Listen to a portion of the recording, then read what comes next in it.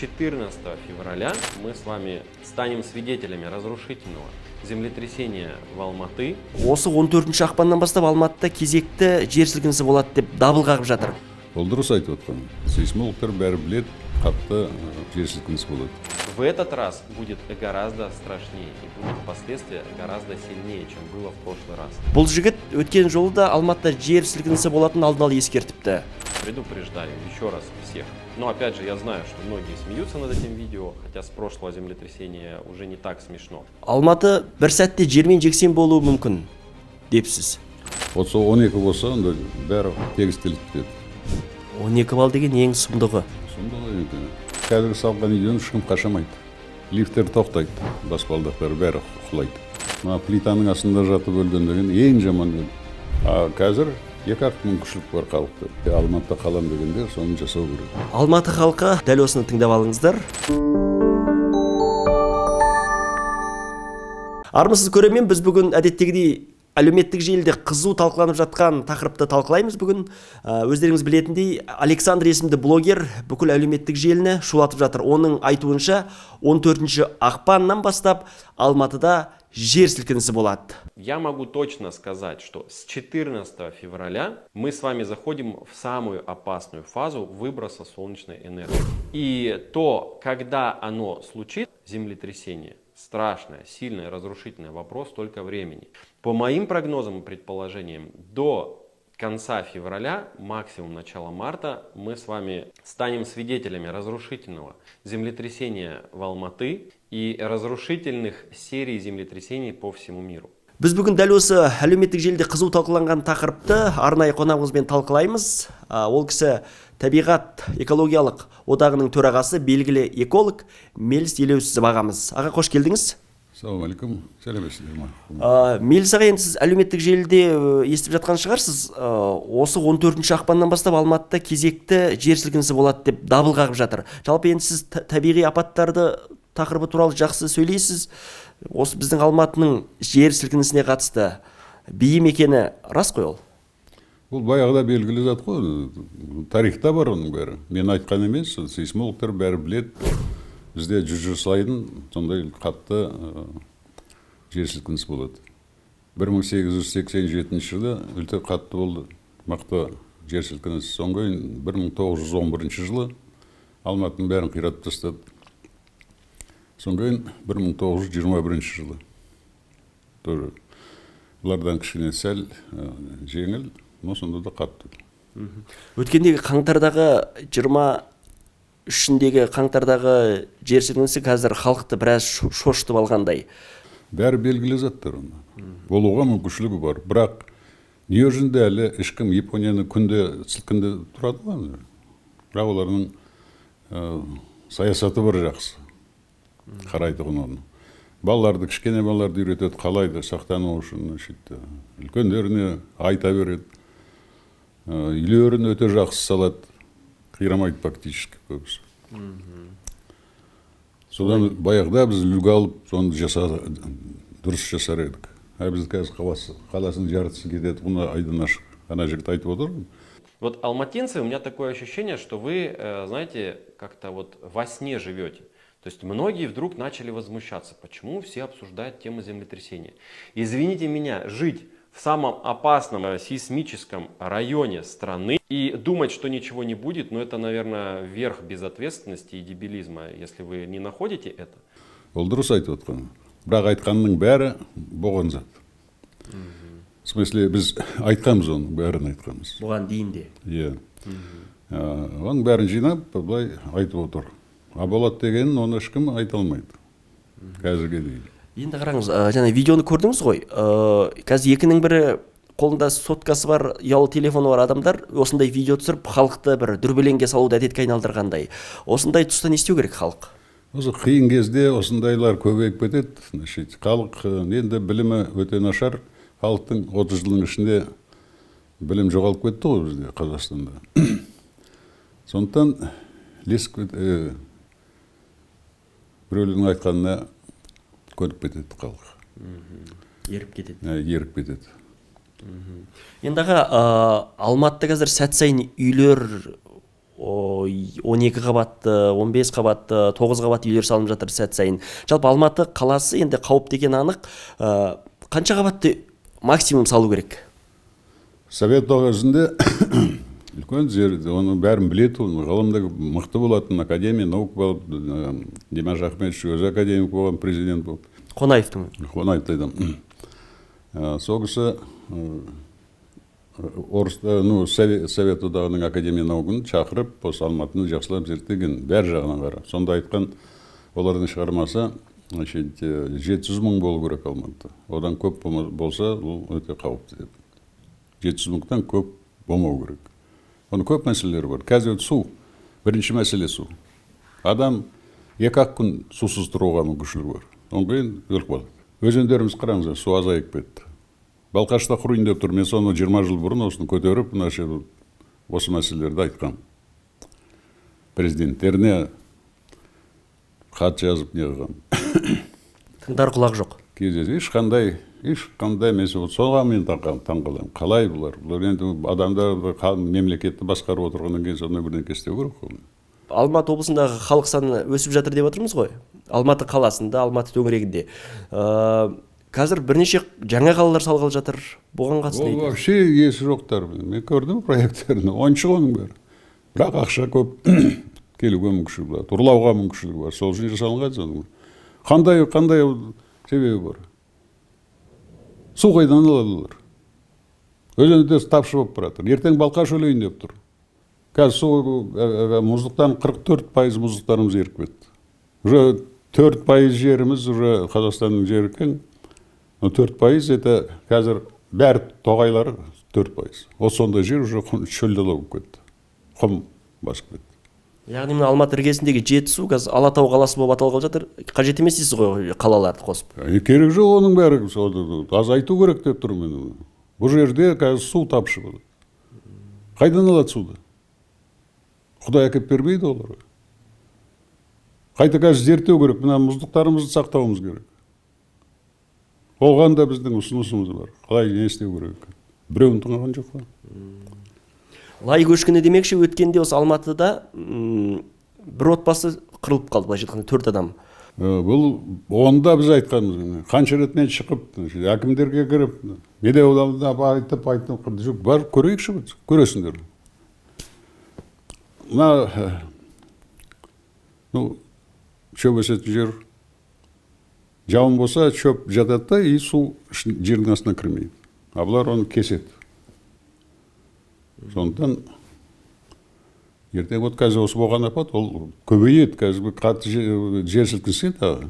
Анаяқта әлген Мариона озеро дейді. Кішкентай көлшіктер мына мұздықтың астындағы. Біреу кішкентай кетсе, көп зиян істейді. Онда көп бізде ондай көлшіктер. Сондықтан өте апатты жер.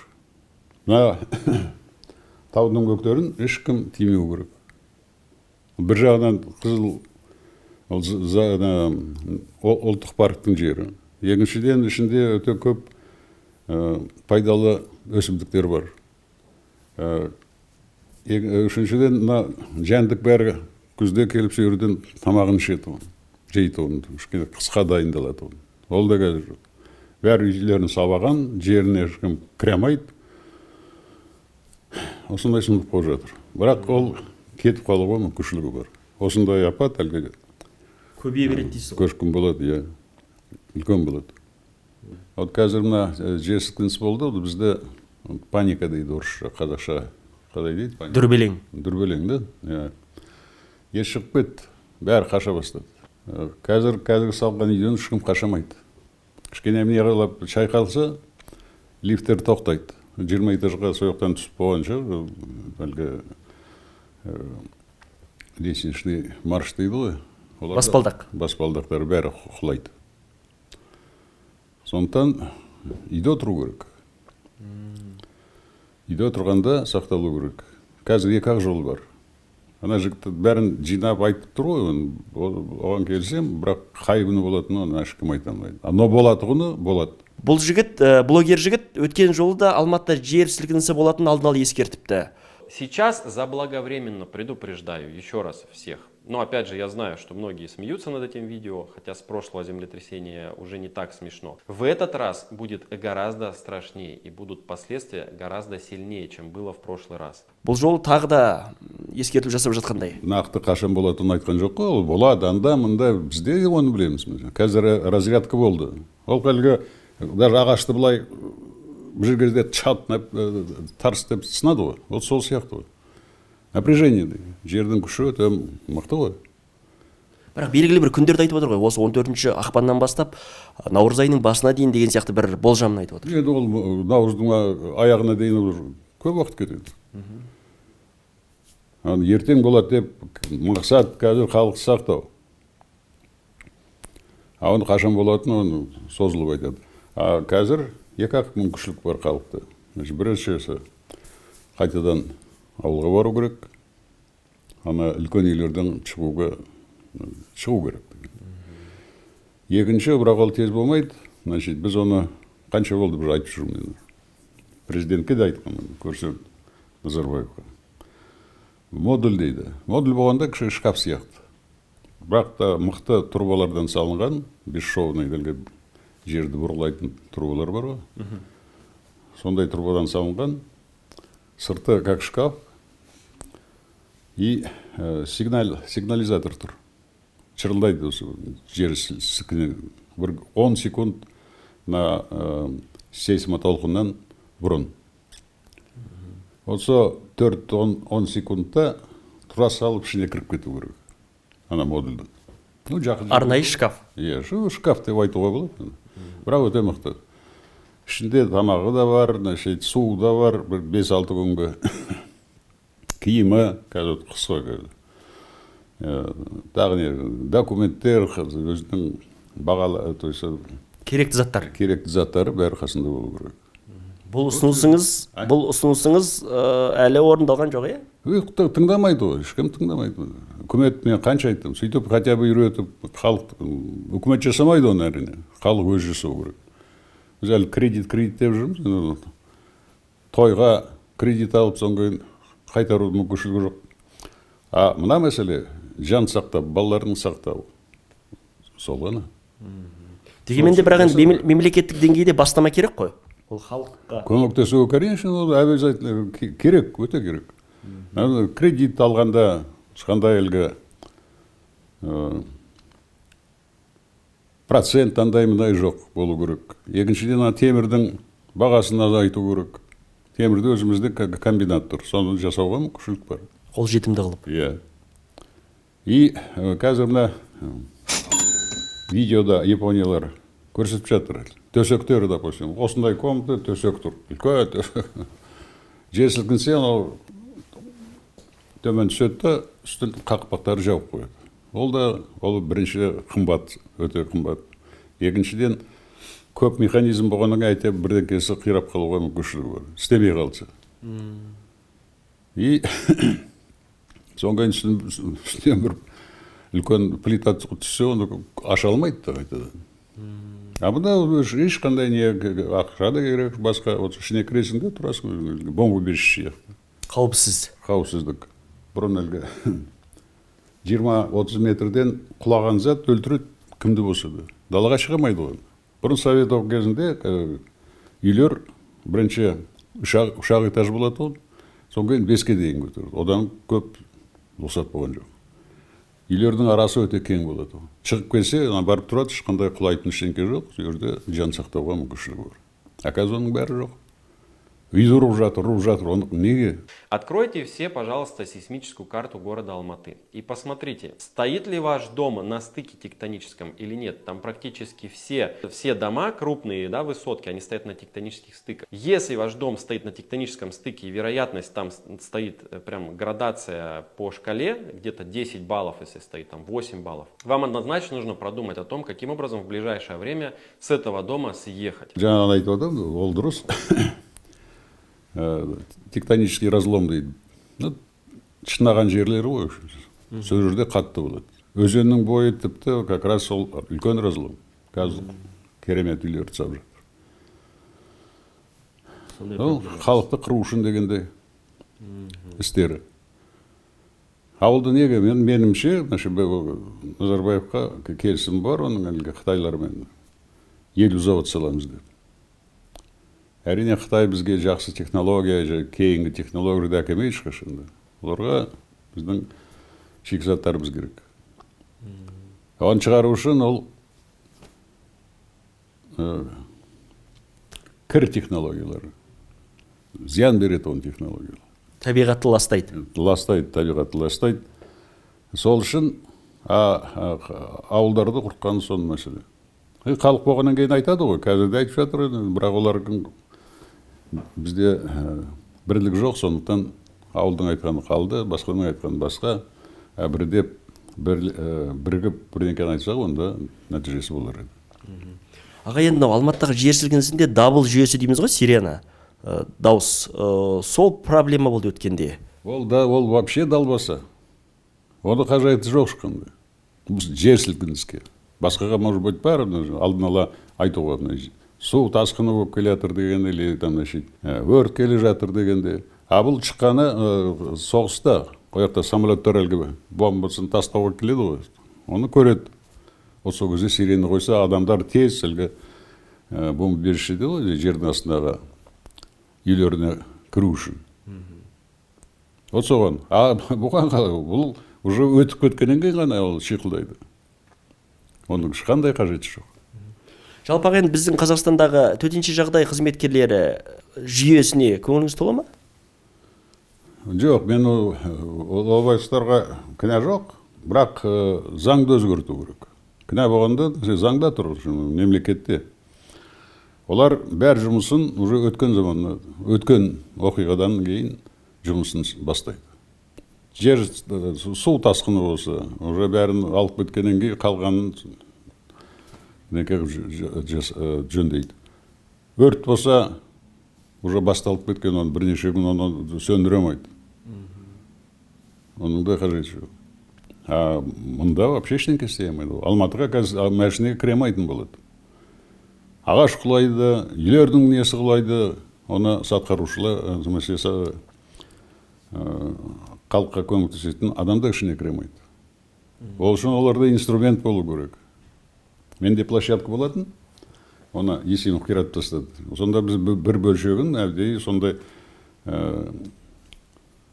үлкен балғылар, лом, әйтеуір сондай жаттарды ішіне қойып қойғанбыз. Осындай құрал жабдықтар керек. Олсы ешкім ештеңке істей алмайды, қолымен не істейді. Ол сондай сақтайтын жер болу керек. Халықты сақтайтын. Аға, сіз енді бір сұхбатыңызда Алматы бір сәтте жермен жексен болуы мүмкін депсіз. Ол как раз 12 балл градациясы болады ғой. 1 балл, 2 балл, бізде 5 балл болды, соңғы 8 көп қирайды, 12 ең шегі. Осы 12 болса, онда бәрі тегістеліп кетеді. 12 балл деген ең сұмдығы. Сұмдығы. Бізде біз сондай ситуация, сондай баруға мүмкіншілігіміз бар. Уже 9-10-ға дейін болды ғой. Бәрі қираған. Аға, енді мынау табиғат апаттары, су, өрттің қандай да бір қауіпсіздік шараларын сақтауға болады. Бірақ мына жер сілкінісінде белгілі бір прогноз дейміз ғой, болжам негіз айтуға бола ма? Жалпы бір аппараттың көмегімен? Жоқ, оны қазір шығарамайды. Японияда технология ең биік технологиялар. Олар көп істеді. Олар күнде шайқап тұрады. Біресе цунами дейді, біресе даже қазір атомный станциядан тағы су кетіп қапты. Сондықтан олар әлі тапқан жоқ, қай уақытта болады оны. Алдын ала айтуға мүмкіншілік жоқ. Енді өткендегі жер сілкінісінде бүкіл халық жер үйге қарай қашты. Жер үй жер сілкінісі кезінде қаншалықты қауіпсіз, болмаса қауіпті? Жоқ, сонда даже тересінен қарғып кетсең кішкене жоқ қой. Жер сілкінсе сразу құламайды. Енді тем более ескі үйлер жақсы салынған. Ағаш әлгі қамыстан саған, ортасында қамыс, ол өте жақсы. Ол тез құламайды. Шайқайды соны. Мен сондай үйде тұрамын. Жер үй бәрібір этаж үйге қарағанда қауіпсіз деп. Конечно. Алматы қаласында тұру кез келген тұрғын үшін қауіпті. Келісесіз ғой? Конечно. Ол үшін жақсылап дайындалу керек. Вот ана модульді адамдар қалам Алматыда қалам дегендер соны жасау керек. Байлар өздеріне жасап жатыр ондай. Кедейге көмектеспесек қырып аламыз бәрін. Самый кішкентай балалар бар ғой. Вот соны сақтау үшін, жанын сақтау үшін соны жасауымыз керек. Басқа жол жоқ, үкімет те оған көмектесу керек. И көбісі жұмыс тауып ауылдан кеткен, қазір енді көреміз. Жаңа премьер жердің бәрін қайтаратын шығар халықтарға. Жайылымдардан айырылды ғой. Қазақтар көбінесе мал өсіреді оны. Немістер ауыл шаруашылығын көбісін жасайды оны. Орыс, неміс. Жаңа премьер демекші, осы жақында ғана тағайындалған Олжас Бектенов. Таныс ба едіңіз өмірде? Танысым болған жоқ, бірақ ойы дұрыс. Үйренеді, ештеңке жоқ, онда тұрған жоқ. Самый главное коррупция дегенді орту керек. Коррупция деген өте зиян зат, заңға зиян. Коррупцияның кезінде заң жұмыс істемейді. Ақша, бәрі ақша болады. Ақшасы бар, любой вопрос шешеді. Қазір болып жатыр ғой, бәріне белгілі. Вот соны құрту керек, қайтсек те құрту керек. Әйтпесе біз мемлекетте болмаймыз, бытырап кетеді халқымыз. Қазір біз үлкен Қытайдың базары болдық. Қай жерге барсаң Қытайдың товары біледі. Біз ештеңкені шығармаймыз. Даже чеге шығармаймыз ғой, ұят. Оның бәрі болатын бізге. Қазір олардың әкелгені бәрі бізде болады. Қазір базар. Қайда әлгі заводтар? Салынған мақтанып, мынаны ашылдық жаңа. Ертең оны біреуде жоқ қазір. Склад бола ма жоқ, сауда орны бола ма? Сондай ғана. Бағана сұхбаттың басында айтып кеттіңіз ғой, паника деген сөзді, дүрбелең. Сондай кезде не істеу керек? Қарапайым отбасы. Жер сілкінді, не істеуіміз керек? Соған бармау керек. Бірақ түсінбеген адамдар тез оған не кетеді ғой? Беріліп кетеді, иә. Сол себептен алдын ала халыққа айту керек. Оны қазір ертең бүрсігін болады деген долбаса. Тем более мына жерде разрядка болды ғой уже. 6 балл деген. Қырғызстанда жақын жер вообще. 8 деген уже бәрін қиратады. 8 қауіпті. Қайыпты 7, 8 болса 9-ға дейін баруға мүмкіншілік бар. Онда қала қирайды бәрі. Этаж үйдің бағасы, көп қабатты үйлердің бағасы арзандап, қазір жер үйдің бағасы қымбаттап жатыр. Ол белгілі зат қой, халықтың бәрі төңіректегі үйлерді алып, енді қалталы адам. Байқұс біздің өздері тұрып жатқан времянка дейді ғой. Ішінде су да жоқ, басқасы да жоқ, ештеңке жоқ. Соны тұрып жатқан көп жастар. Кішкене 4-5 балалары да бар. Олар не істейді? Олар ешқашан да аламайды. Меніңше қазір қайтадан ауылға барып, вот қазір көктем кішкене үйреніп, огород салып, біз қазақтар қой бағу, жылқы бағудан басқа ештеңке істеген жоқ. Басқа мемлекеттің адамдары жасады. Осыған үйрену керек. Көп дұрыс заттар бар. Допустим, Совет кезінде 82% етті со ауылдың тұрғындары береді. Колхоз совхоз емес, олар просто әлгі управляющий организация. Оларда үлкен мал фермалар болады, құстың фермалары. Осыларға олар соны өсіріп, и жерді жыртып, сөйрді оларға тамағын дайындайды. Басқаның бәрін ауылдың тұрғындары жасайды. 82% деген көп қой. Әр семьяда бір 10 шақты қой, сиыры бар, құстары бар, соның бәрі болады. Аман қалғың келсе, ауылға қайт дейсіз ғой? Енді басқа жол жоқ қой. Қазір тез уақытта нені модульді, оны еще үкіметтің шешімі болу керек, сондай жасайық деген. Үкіметтің ынтасы болу керек, ондай жоқ қой. Сондықтан қазір ауылғаны сақтайды. Одан кейін ағамна көпшіліктің көкейінде сұрақ, сіз енді табиғат апаттары тақырыбын жиі қозғайсыз, жалпы жер сілкінісіне қатысты. Көбінесе жер сілкінісі халық шырт ұйқыда жатқанда болады. Бұның бір құпия себебі бар ма? Енді белгілі ғой. Бізде ай бар. Айдың да бұл гравитация дейді. Күші бар. соны тартады өзіне. Как раз түнде ол болады. Жер шалы айналып тұрады ғой. Көбінесе түнде болады. Иә, түнде болады. Сол себептен айдың да қатынасы бар осындай жатқа. Аға, онда соңғы сұрақ, дүрбелеңге салған халыққа не айтасыз? Дүрбелеңге бармау керек. Ақылмен істеу керек. Әлгі чемодан дейді ғой, ішіне керек заттарына дайын болып, бірақ оны ертерек кетсе алып кету керек. Үйді жауып, басқа жол жоқ. Не өзі қырылады. Мен айтып отырмын, плитаның астында жатып өлген деген ең жаман өлім. Қайта басына бір тас келіп өле қалса, онда жүреді. Айтпесе жатады. Бірнеше күн суы да жоқ, тамағы да жоқ, ештеңкесі жоқ, суықта қысып жатады. Өте жаман өлім ғой. Осыдан сақтану керек. Тыңдау керек, конечно, әлгі паникаға бармай, қарап тұру керек қай жерге. Өзінің нелері бар, инструкциясы, қай жерде тұру керек, қандай болады, он деген сон кішкене сақталуға мүмкіншілігі бар. Лучше всего, жоғары отырғандар үйінен кету керек. Алматы халқы дәл осыны тыңдап алыңыздар. Белгілі эколог Мелис Елеусізов ағамыздың айтары осы.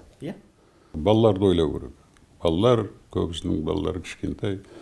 Оларсыз өмір жоқ. Оны мен айтайын.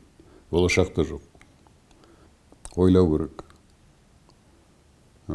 Не істерім түсінбеген кезін жақсылап сұрау керек. Ғалымдар бар, сейсмологтар бар, басқалар бар. Не істеу керек деп. Олар жазып тұрады ғой, не істейді оны. Қайда қашу керек, қайда бару керек дегенде. Алматыда тағы да жер сілкінісі болады деп әлеуметтік желіні дүрліктірген Александр есімді блогердің бұл видеосы сейсмологтардың да құлағына жеткен. Қазақстан Республикасы Төтенше жағдайлар министрлігі сейсмологиялық бақылау және зерттеу ұлттық ғылыми орталығының директоры Дәулет Сәрсенбаев дәл осы тақырыпқа қатысты ресми пікір білдірген еді.